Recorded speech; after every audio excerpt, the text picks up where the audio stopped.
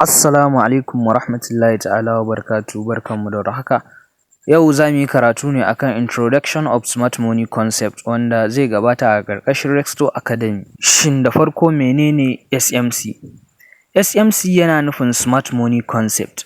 Duk yanda aka ce Smart Money ana nufin manyan kuɗaɗe. Concept kuma yana nufin yanda ake juya wa'annan manyan kuɗaɗen. SMC wata dabara ce da a Forex ake binciken yadda manyan masu kuɗi kamar banki, manyan masu kuɗin duniya da dai sauransu suke motsa kasuwan gaba ɗaya. To wa ya kawo tunanin SMC? SMC ta samo origin ne daga Richard Wyckoff. Shi ya kawo tunaninsa cewa smart money su suke juya kasuwa. Suna accumulating na price ne, wani lokaci su yi manipulation sannan su yi distribution na price. A taƙaice shi Richard Wyckoff abu uku ya gano: accumulation, tattara orders, manipulation, kautar da hankali, sai distribution, tura kasuwa zuwa ainihin gunta. To waye ya faɗaɗa SMC yadda muke gani a yanzu? Michael J. Huddleston ICT shi ne ya kawo modern SMC wato ICT, Inner Cycle Traders. ICT ba wai ƙirƙiransa aka yi ba, no, kawai an faɗaɗa SMC ne ta yadda retail traders irina irinka za su fahimce sa yadda ya kamata.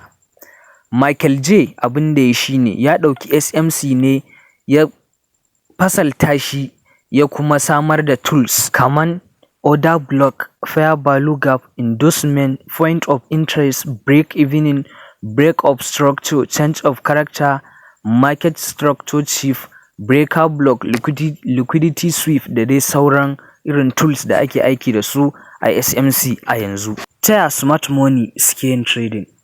Smart money ba sa yin trading kamar yadda mu muke yi.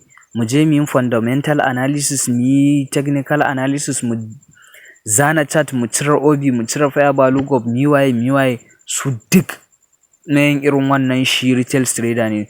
Su smart money ba sa buƙatan buɗe broker, just news suke saya da kuma duba lokacin da ya kamata su shiga kasuwa, kuma suna amfani da bot ne wanda per seconds yana executing na thousand of trade da kuma duba inda za su yi opening trade da kuma closing trade. Smart money ba sa shiga kasuwa a lokacin da retail traders suke shiga. Suna tara orders ne a hankali wato accumulation.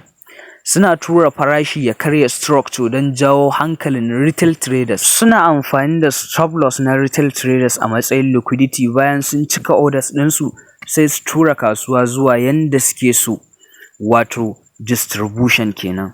To wai su waye wa'innan smart money traders? Manyan bankuna kamar Central Bank, JVP, Morgan, Citiboy da sauransu. Hawk Fund, Investment Firm, Financial Institution. Wasu manyan traders ne da ke sarrafa kuɗi masu yawan gaske. Kuɗi ne da za su iya sarrafa kasuwa saboda yawansu. Me yasa ake kiransu da smart money? Saboda suna da babban kuɗi da zai iya motsa kasuwa. Suna da cikakken bayani, data and order flow fiye da retail traders. Suna amfani da dabaru masu zurfi wajen shige da fita a kasuwa. Su ne ke haifar da abubuwa kamar manipulation, liquidity gap, accumulation da distribution da dai duk wasu abubuwa da ake yi a kasuwa.